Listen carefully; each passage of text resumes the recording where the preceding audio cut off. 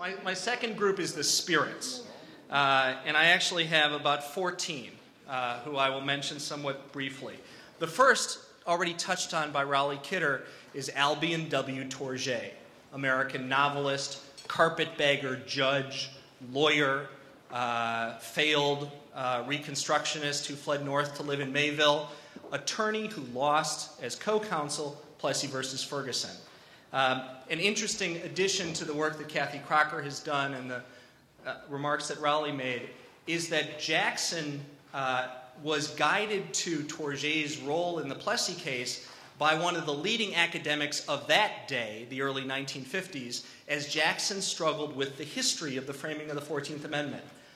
It was a bit of a detour, really, but I think a greatly personally motivating development for Jackson to learn about a Chautauqua County forebear who had played a role and written the winning argument in history, if not in 1896. Albion Tourget is a spirit here this evening. A second spirit is Thurgood Marshall. Thurgood Marshall was director counsel of the NAACP Legal Defense Fund. The Brown case, as you know, was 5 cases. 5 different leading attorneys were litigating those cases up the line and presented pieces of the arguments that won in Brown and Bowling. But Thurgood Marshall is correctly remembered as the principal prevailing winning advocate in the Brown case. And as the clerk said this morning, the time had come. The Brown case was won because the court was ready to take the step. And it's not something that was won by one sentence or another in Marshall's oral argument. But the vision of this litigation, the campaign that culminated in Brown, began with Marshall's mentors and then was taken over by him. Thurgood Marshall, interestingly, came to talk in the amphitheater, where we will be tomorrow, in the summer of 1957, about the implementation, now that the victory had been won. Thurgood Marshall at Chautauqua criticized the churches of America for not having done enough between 1954 and 1957 to capture and win the victory by preaching it at the pulpits. I'm not a preacher, and this is not quite a pulpit, but Thurgood Marshall is most definitely a spirit with us this evening. A third spirit, a definite preacher with us this evening, is the Reverend Oliver Brown. He's been mentioned briefly. I think he'll be mentioned in more detail tomorrow. I hope he will be. He was simply one of the brave parents who took on the fight, who volunteered his name, his time, his physical safety in an investment in the equality of his own children. There's nothing more fundamental that one can find a parent doing than stepping up for one's kids. And the Reverend Oliver Brown, the parents of guests I will introduce in a moment, is a spirit with us this evening. Another group of spirits with us this evening, represented by their clerks, represented by the decision, are the justices of the Supreme Court. And I will tell you just a bit about the 9. Robert Jackson, I will virtually skip. I think you know that, and there are so many ways we've continued to talk and learn about that, but it's always the case that Jackson's spirit is present in this place. It's certainly true this evening. The other 8 who were part of Brown in May 1954 physically were in this place just a matter of months later, because Jackson returned from the hospital bed to participate visibly in the unanimity of the court on May 17th, and then died on October 9th, 1954, which led his 8 surviving colleagues to travel as a body, as a court, to Jamestown for the funeral and to Little Frewsburg for the burial of their colleague Robert Jackson. Following that ceremony, the justices repaired to the Moonbrook Country Club, where they were hosted by the Jamestown Bar Association for a lunch, and then, with a little time to kill and something they wanted to see, guess what they did? They drove up that side of the lake. They came around the top of the lake through Mayville, past the cemetery where Tourget rests. They came down this side, and they came in this gate because they wanted to see Chautauqua Institution. They'd all heard of it, and none had visited the place except Stanley Reed. The others expected, I believe, Methodist ministers in tents pitched in mud. What they found, of course, had progressed somewhat since those 19th century circumstances, and they were mightily impressed. They visited the amphitheater. They talked about the many historic events that had occurred there, the great speakers, Franklin Roosevelt, I Hate War, Theodore Roosevelt, etc., who have spoken from that podium. And they spent time simply soaking up this place, which gave them, in that tragically closing moment, a new and deeper understanding of their dear colleague, Robert Jackson.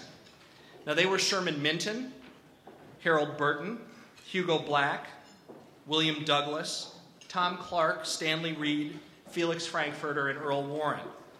A few words about a couple of them. Hugo Black was from Alabama. Hugo Black was the justice from the deepest part in the South, whose home turf would have, of course, the deepest problems absorbing the Brown decision and implementing this in the years that followed. Hugo Black was one of the quickest and most decisive votes to reverse Plessy versus Ferguson in that case. His spirit, with all of theirs, is with us this evening. His alacrity in knowing how that case should be decided and his pressure to decide that first and fast deserves noting. Tom Clark was from Texas, a state with segregation. He'd lived it and known it, and he too wrestled with this question and was part of the decision.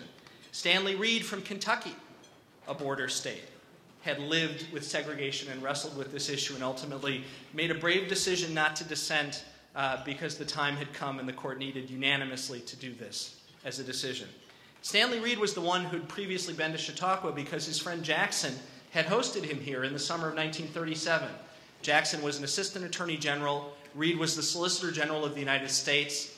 The event was based across the highway at the golf club because Stanley Reed was a golfer. And they played, and then there was a dinner, and Reed spoke. And from that point forward, Reed, a man of the Kentucky country, understood the beauty of this country. Felix Frankfurter, Jackson's dearest friend on the court, was part of that group in October 1954. And of course, Earl Warren, the Chief Justice, led that group. Greg mentioned that I clerked for Judge Leon Higginbotham my first 2 years out of law school. No longer with us, Leon Higginbotham was a giant. One of the brave early African-American lawyers to emerge from an Ivy League school in the 1950s, and himself the counsel of his regional NAACP involved in Pennsylvania desegregation litigation. When I began my clerkship, Judge Higginbotham made a point of grabbing me and my co-clerks very early in that first year and taking us to the judge's elevator and saying, "You need to meet Collins." Didn't know what that meant. We went down the elevator a couple of floors, and his colleague, whose home chambers was in Wilmington, Delaware, was there in Philadelphia for oral argument week. This gentleman's name was Collins Seitz. He was a federal judge of many years by the time I was being introduced to him by my boss in the 1980s. But the point of that introduction was that Collins Seitz had been a state court judge before he was a federal judge.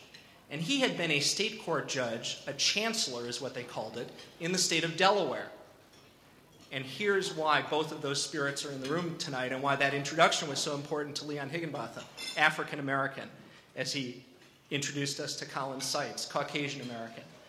The 5 Brown cases were the federal case from the District of Columbia, Bowling, and 4 state cases, South Carolina, Kansas, and the Delaware case. I'm forgetting one. Virginia, of course, and the Delaware case. The 4 other cases were coming on appeal to the court from adverse decisions in the lower court. The plaintiffs had lost, the parents had lost, the children had lost in 4 of the 5 cases. The exception was the Delaware case, where the chancellor, a man whose own windows were firebombed out of his house, who had to relocate his own children as he handled that case, who took Plessy versus Ferguson seriously and as far as the Supreme Court before Brown permitted him to and demanded equalization, had been Collins J. Seitz. Leon Higginbotham explained that all to me as a young law clerk. And in a way, this whole 2 days of wonderful events for me began there. And Leon Higginbotham and Collins Seitz are 2 spirits with us this evening.